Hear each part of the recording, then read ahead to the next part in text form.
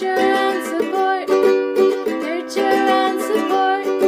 This is a podcast theme song. And it's really short. Nurture and support begins in 3, 2, 1. Hey everybody, welcome back to another episode of Nurture and Support, a recommendation podcast where we recommend things that we think are cool, so we hope you think they're cool too. I'm Mel at Karmic9. And hi everybody, I'm Kelly at KELLYTHUL on Twitter. And I'd like to start this episode off with a little bit of what people like to call housekeeping issues. I have been very remiss in that I have meant to, for many, many episodes, give a shout out to the wonderful performer of our opening little intro song that we have not talked about lately. That is Alicia. You can catch her at Alchemy Girl on both Twitter and Instagram. She is playing a ukulele and singing that little jingle, which Kelly wrote, by the way, if you missed the episode where we talked about that forever ago, because we've been doing this a long time. So I have been meaning to give Alicia a shout out for a long time because we haven't mentioned it in a while. And I'm actually going to put her and Matt's Twitter handles in the little ending of our blog post so y'all can easily find them to follow them on Twitter because they're both awesome people. Matt, who Kelly talks badly about on many episodes at the end, does our outgoing message. So there's that. Yeah. So a couple things on that. Okay. So Alicia's Twitter handle needs to be in a larger font than Matt's. So let's make sure we do that. And she is also now doing a podcast. And I think maybe I'll try and get, I just actually had an exchange with her recently. I'll visit with her a little bit and we'll see what we can do to get her back on here so she can talk a little bit about the podcast that she's doing. Yes, because I was going to mention she hasn't been on the show in a long time, and she's a wonderful person. She is. She's very nice. Unlike Matt, who's basically horrible. So. I don't think Matt's horrible, but that's okay. The other issue is in case any of you have tried to use the Google Play link underneath the episode on the website, not from your podcast catcher, but if you try to subscribe to Google under that little autoplay on the website, apparently it has not been working, and I did fix that today. So if that is your method of choice and it hasn't worked for you in the past, try it again because it's working, and I'm so sorry that I didn't notice it was not working. So that's fixed. So with that being said, I'll jump right into my recommendation this week, which I haven't done a game in a really long time, y'all, because I haven't been having a whole lot of time to play games. But I continue to buy them every time there's a Steam sale in the hopes that one of these days I'll sit down and actually play one. And I did recently to one of my more recent acquisitions. It is a game called Oxygen Not Included, and it's by Klei Entertainment, or maybe it's Klei. It's KLEI Entertainment.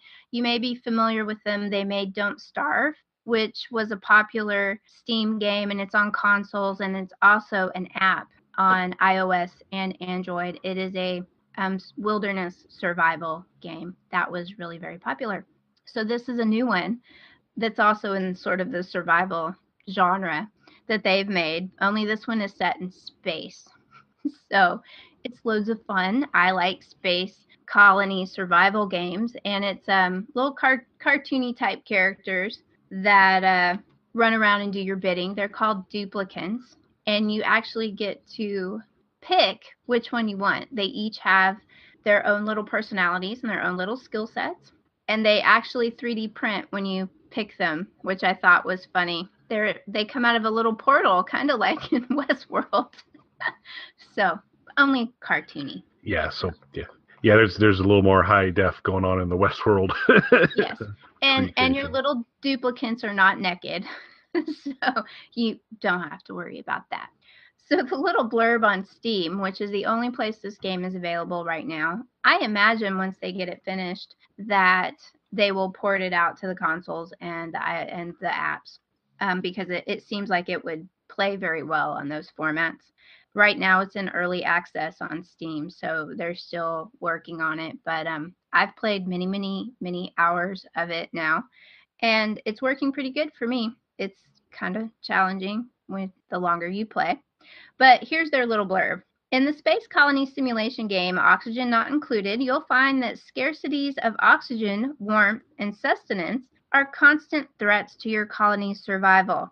Guide colonists through the perils of subterranean asteroid living and watch as their population grows until they're not simply surviving, but thriving. Just make sure you don't forget to breathe. So as you might have guessed from the name of the game, that having enough oxygen for your little duplicants to breathe is a core problem because you're in space, digging through an asteroid, and building your little colony. So oxygen production is a problem. Now, in the beginning, you start out with a little small space, and so you have to dig to get more space and also get resources in order to build more things. So you immediately have to start trying to produce oxygen because when you start, there is no oxygen production going on at all. And you start with 3 little duplicants and you've got to get them working really quick so that you can get your oxygen production up. Now, in the very beginning of the game, things are very low tech. You have to create power to power your oxygen production, which is very cutely a treadmill. So, I like that version. That's nice, yeah. Yes, I like throwing your little duplicants on a treadmill. Problem is, at night, everybody goes to sleep. Nobody stays up to run the treadmill. That's a problem. That's a problem. So then you have to get into having batteries to store your power to get them through the night. And if you're not producing a lot of oxygen and you've dug out a really big space right at first, depending on where your duplicants are sleeping, they might be in a place that the oxygen levels drop really quickly. So there's a little bit of planning going on, and really in these types of games, I always consider the first game to be pretty much a throwaway as you're learning how to play. And I've reached a point where I'm pretty sure my little colony is getting ready to crash and die because I've gotten up to about 10 duplicants. So ever so often when you hit some sort of level marker that I didn't look up to see what determines when you get a new duplicant, you get a new one available and you get to pick of 3 that are available. And based on their skills, because they all have different skills. Some of them can cook. Some of them are really good at digging. Some of them are creative. But you have to look at some of their other options because some of them really expect their food quality to be pretty good. And some of them expect their surroundings to be a little more plush than your asteroid polluted colony. So those are things to look for when you're looking and choosing your duplicants as to who's going to be happy. Because the more unhappy a duplicant is, the more stressed they are, the more likely they're to get sick, which is another problem of germs and having to disinfect things. So true to life, one of the first things that the game tells you need to make is a bathroom because your duplicants have to go to the bathroom. And your first available bathroom is an outhouse. Well, an outhouse on an asteroid means that the waste ends up having to be bottled. So you have bottles of polluted dirt and polluted water that are being generated by these structures. And you have to find a way to try to get rid of them, which is something that doesn't come along until you have to research things. So basically, in this game there, you have control over really almost everything going on in the game. You have to research things to get new technologies, and it gets up into ventilation and plumbing. And this is where my colony is getting ready to crash because an issue that you have is when you fill up the pressure, the gas pressure in your colony, in your little enclosed space, your oxygen production won't produce anymore because of the pressure of the gas. And you have to drop your pressure, or in the early parts of the game, the easy way is to just build more, to clear out more space, to give you more space to dilute the pressure. But it will quickly fill back up again, especially as you're getting more duplicants in, et cetera, and so forth. I have not figured out how to work the ventilation system yet. I think I'm going to have to resort to looking at a guide on how to figure out how to vent all of this stuff. I would recommend that. I think Yes, this yes. should be an area of focus. I've tried to do it myself. You know, these kind of survival games don't give you really a lot of help. Now, there's a lot of info available in the game, but this, you know, there's nothing that pops up that says this is how you do this. So that's pretty common for most anything that's in a survival type game these days. That's part of the surviving. Nobody wants to tell you how to do anything. You have to figure it out. So I've been trying to figure it out. I figured out plumbing by myself. Now, I will say, one of the good things I do like about this game is when you build something that's wrong and then you destroy it, you actually do get all of your resources back. When you break something down that you built that was wrong and just wasn't going to work, you do get your resources back. That's nice. A lot of games don't do that. They'll only give you a portion of those resources back. And so when resources start getting thin, this is a problem. And so your little colony on an asteroid, what you're looking at map-wise, you have all these pockets in this asteroid that you can see when you zoom out from the map. And some of them will have water in them because water is very important. You still have to have water in space to do a whole lot of things. And there are little plants. Sometimes there are even little animals that might attack you. Other than those nice little places, there are bad places. There are bad places full of hydrogen gas. There are bad places full of polluted oxygen and polluted water.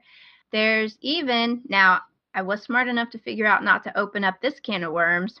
I have a geyser on my map that's so enticingly full of a little bit of water and some oxygen. And a lot of my little duplicants are cold. That's also something you have to figure out how to do, is control the temperature. As your colony gets bigger, there are sections of it that are very cold, and your duplicants don't like to go down there to work. So, you know, as tempting as it is to open up this space, I'm like, nope, they're going to boil. It's going to heat up and boil my little duplicants, even though I desperately need that oxygen that's in there, because like an idiot, I tunneled into a pocket of carbon dioxide thinking that I could dilute it. It would be fine. I needed the space. I could, you know, dig into there and dilute it with all of my awesome oxygen generating powers. And I had just gotten this carbon scrubber. I forget what it's called. Yeah, something like that. It was supposed to take carbon dioxide out of the air. Well, this is when I had to learn how plumbing worked. Only then, after I finally got the thing all hooked up to the power and the plumbing, it wouldn't work because I don't have a ventilation system to reduce the pressure, the atmospheric pressure, and it won't do anything because my pressure's too high. So I was angry. I was a little angry. Think about opening a window. Would that help? I thought about drilling into the polluted oxygen pocket, but was like, you know, whatever. Probably not. Yeah. So that little colony is on the verge of collapse. But it's got a lot of cute things. You've got some decorating things that you can do and some stress relieving things that you can put in there for your duplicants. You make beds and they'll all sleep, and they'll pick a bed. If you build a bed for each little duplicant, they will stay in that bed. And when I was talking about how some of them have particular traits, it took me quite a while to realize that one of my duplicants snored and was keeping everybody else in the dormitory awake. And they were stressed and angry about it. So I had to move him. He has to sleep by himself on another floor because he snores so bad that he keeps everybody within so many squares of him awake. And so anyway, so you can assign a bed to a particular troublemaking little duplicate should you want. So it's a fun game. Right now it's $24.99 on Steam in early access, but if you play Steam games. You can go add it to your wish list, and Steam will very helpfully tell you whenever it's on sale. So that's how I got mine. I can't remember if it was the fall sale or if it was just recently on sale, but I get a lot of stuff when Steam is having one of their big, ginormous sales, and then I try them as I get around to it. So Oxygen not included. I like it. It's very involved. It's deceptively simple. And then as the game goes on, it gets more and more complicated, and you have to learn things like ventilation. So it's fun. I like it. Well, keep us posted on Twitter on your ventilation studies and how they move along. Yes, I've been very tempted to drill them into one of the water pockets below the water line just to see what would happen. Well, if you got pressure up right now, you'd be okay until you fix that. Then you might have a problem. I'm thinking they don't like to get wet, and they don't like to have wet feet. Soggy feet is actually something most of my duplicants are complaining about right now. And I've mopped. I just don't know what their problem is. So anyway, it's always, these little micromanaging type games make me happy in some weird way. So this one is really enjoyable. The duplicants are great fun to just sit there when you get your little colony running. It's actually fun to just sit there and watch them run around doing their little jobs and the faces they make. And when they get really unhappy, some of them will just start crying. Yeah, that's nice. So, me making people cry, even little fake people in a game. So I like it. Very, very cool. That sounds crazy fun. And so I think I know the answer to this, but I'll ask just to make sure. If a Chromebook is your primary device of choice, you're kind of out of the market on Steam. Is that accurate? I don't know. Some of the games will play on Linux, so I'm not sure if they'll work on Chromebooks. I've never had a Chromebook, so I'm not sure. I can't answer that. You have to a client. You have to have some sort of client for Steam, right? You have to download the Steam app. So because all the Steam games, it's its own proprietary little network. It actually works really well. So if the Steam app is running, it will automatically update games that you've set to update, and you can set other ones that you're not playing not to update. But the store and the app and your library are all enclosed in the Steam app. So you'd have to see if you can download the Steam app and then see what games you would be able to play. Okay. So I've never noticed. I'm sorry. I can't answer that question. Not a problem. I'll play around. I think I know the answer. I'm going to need. I've got a couple devices where I can put a client on it and do that. So we'll play around. But I just haven't pulled the trigger. It's a past recommendation of yours, and I really do need to get to it to get onto Steam, but I have not pulled it off yet. So, all right. So I mentioned you updating us on Twitter on your ventilation work. So you need to do that. Yes. I've been watching Twitter closely to see if there's any other updates coming from you regarding last show's recommendation, to see if you have taken in the glory that is Roger Stone. I've been a little stressed, and I have okay.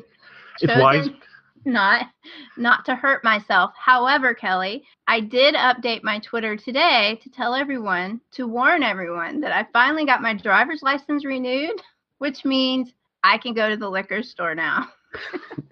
They're very strict around here. This area has been dry until a few years ago. So they're very strict, and even old people like me still get carded at the liquor store. So my driver's license has been expired for a while. I got it renewed today, though. So that's a key. I'm going to shortly be visiting the liquor store. There you go. Which I think is the right place to stop before you watch Get Me Roger Stone. So that'll be very good. Excellent. So those tweets will be super fun. They would have been great already. They're going to be even better. So that'll be pretty awesome. Cool. All right, my recommendation for this week, I'm stealing a page out of Mel's book, and I'm going to recommend a podcast, as a matter of fact. And it's actually more of a podcast network, and it's just started up. And it should sound familiar to some of you, and some of the names should sound familiar. So Mel and I first began to do online jibber jabber on something called Snarkalic Radio, which was a show commissioned to go on the Loud and Loaded station on the Live 365 internet radio network. A station run by the Roger Stone of Philadelphia, Mike Blinsky, our good friend Mike, who's been on the show, and the gentleman that I do Squat Cobbler with. And so that's how Mel and I met Mike. That's how Mel and we already knew each other from Twitter, but got a chance to interact a little bit more. And so we did our initial work on Live 365 with Snark Radio. Well, over time, Live 365 kind of went away, and Loud and Loaded went away. But now, Loud and Loaded has come back, or is in the process of coming back. But rather than as an internet radio station, it's coming back basically as a podcast network, and it's a podcast network on Podbean. So Mike is firing this up. The website URL is Loud and Loaded, and that's LOUD, the letter N, LOADED.podbean.com. So loudandloaded.podbean.com. You go to that, you bring it up, and at this point in time, Mike's just kind of populating it with little previews. So these little 2-minute snippets from a variety of shows that will be distributed on Loud and Loaded, including, thanks to Mel's cooperation, thank you for that, by the way, Nurture and Support will be one of the podcasts that you'll be able to get from there, as well as the train wreck that is Squat Cobbler and the craziness that goes on there. The Alice Cooper reviews, which are slightly less crazy, off of Squat Cobbler.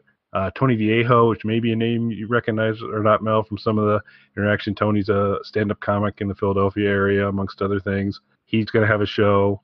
VexX has got a show, which I got a snippet of. Mike's been doing a lot of things, but in association with the promotion of his Pagan's new album coming out on Universal, Dead Girls, free plug for Mike on that.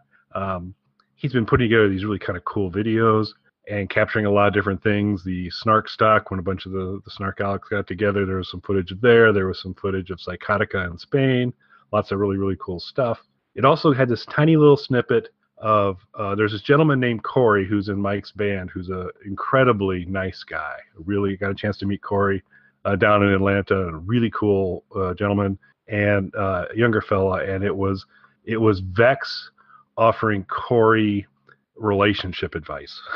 Just kind of they're sitting closely at a table, and Vex, I don't know if any of you had a chance to ever hear Vex. Vex is if you were to take adrenaline and put it into human form, it would be Vex.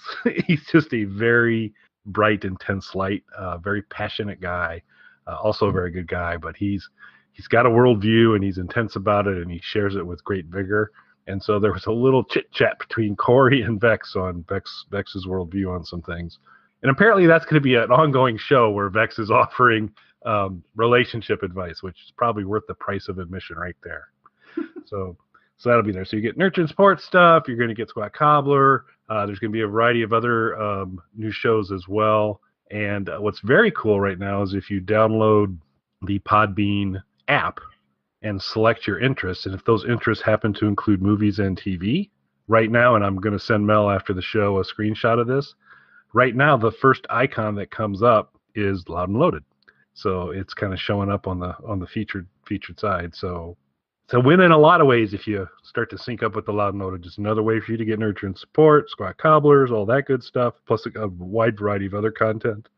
Mike's starting slow, but what his kind of goal is to eventually get this to where there's an episode or two a day coming out on this network from the various content providers. So pretty excited about it. I think it'll be fun. I really can't go into details right now, but Mike's got another idea for a show that he has pitched to me that I have significant concerns about. I can't tell you how many concerns I have about this. But that may make its way to the Loud and Loaded podcast, which would be great because his other idea was to put it on YouTube, and I just got unbanned by YouTube not that long ago, and this one just feels to me like I'd be asking for trouble. So we'll see how it goes, but I think you're going to see some pretty unique and different content on here, a wide variety of it, so you'll be able to kind of pick some different things out there. It's Loud and Loaded on Podbean. We'll go ahead and include the address to you. If you download the app, it's going to actually be pretty super easy to find right now because it's showing up as one of the featured or recommended or what's hot kind of things, which is pretty cool. And it should be pretty fun. Yeah, it's also, I was subscribed to his channel through iTunes from when he was doing some episodes last year, maybe. I lose track of time. And so when he started putting all those snippets out, my iTunes feed on his show started Good. I'm glad that updating connection's again. there. So you can get the RSS feed from anywhere, but yes, Podbean does have an app. So yeah, but you could actually, if that's not the way y'all want to listen to your podcast, you can definitely still get it. Don't think you have to just use Podbean to get it. It's everywhere. Through the RSS. I'm not necessarily 100% sure it's going to show up on iTunes, but I think it will. There'll be an RSS available, so anything you've got that's kind of hooked into that should grab it. But yeah, it should, because I'm getting his updates. Okay, so. It's basically through iTunes that you are? Yeah, my iTunes app, I'm getting it. So it's his RSS, his old RSS feed still through iTunes is still updating. So it ought to be available anywhere if you search on any of the podcast apps. If you search for Loud and Loaded, whatever your favorite is, it ought to come up. But Podbean does have their own app for their own hosts. So you can find it anywhere. I just wanted to mention it. Cool. Very good. So I think it's going to be fun. I think there'll be some pretty good things on there, and we'll see how it goes. And I'm hoping there won't be one show on there. We'll see how it goes, because I keep trying to throw some cold water on Mike's latest great plan, but we'll see how it rolls. Kelly might have to take up a pseudonym to participate in this special show. Yeah, it's odd how many times I've had to consider that from working with Mike, to say maybe I need to use a different name for some of this stuff, but we'll see how it goes. But I'm excited about it. I think it'll be pretty cool.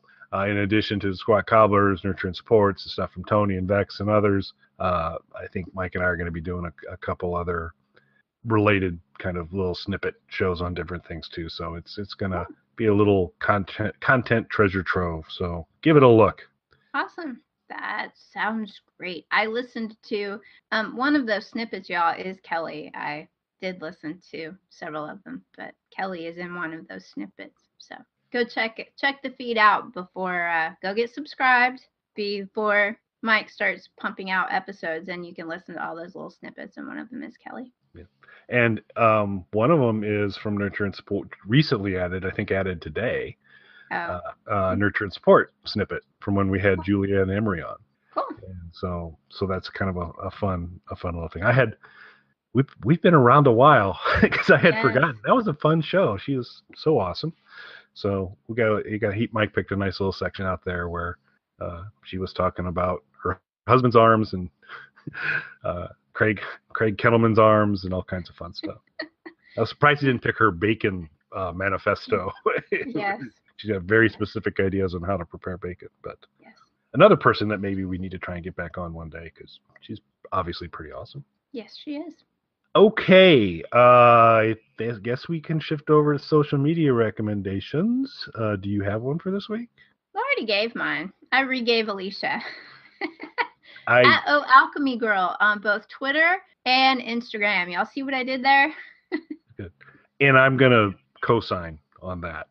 And just I really couldn't improve upon that recommendation. And she is awesome. Although she contacted me the other day because she's been doing a new podcast that she's basically recording it with a friend. They're using cameras and mics. They're in the same location. They record it, edit it, get it down, and put it out.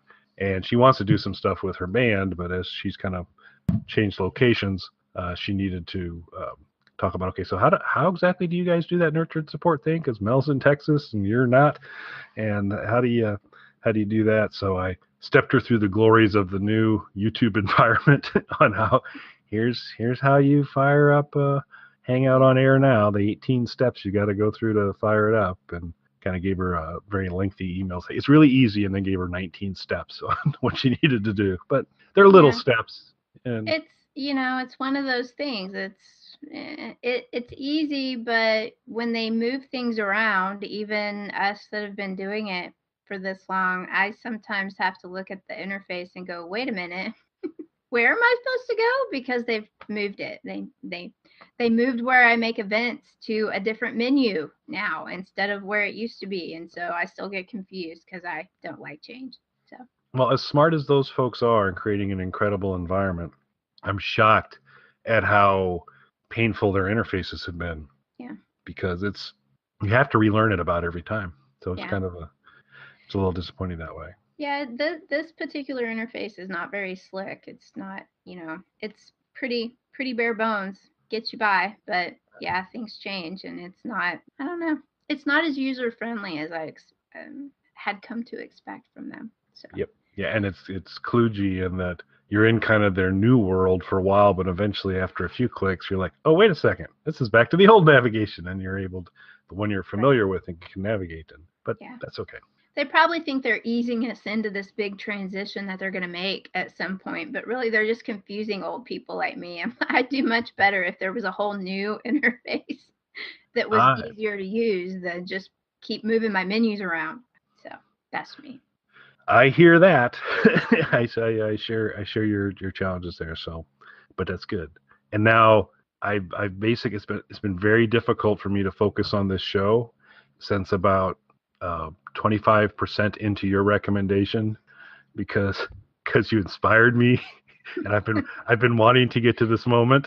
Okay. And now I'm at this moment. Let it out. Okay. So speaking of a pocket of polluted oxygen, I'd like to hand it over to Matt now, and he's going to give you all the information on how you can connect with us on Stitcher and Google Play now and YouTube and iTunes and all those fronts. So he'll give you all the particulars on how to contact us. And thanks for listening, everybody. I'm so sorry, Matt. You can contact us on our website, nurtureandsupport.net, or email us at nurtandsupp@gmail.com. That's NURTANDSUPP@gmail.com. Or tweet us at nurtandsupp on Twitter. Nurturing and supporting China.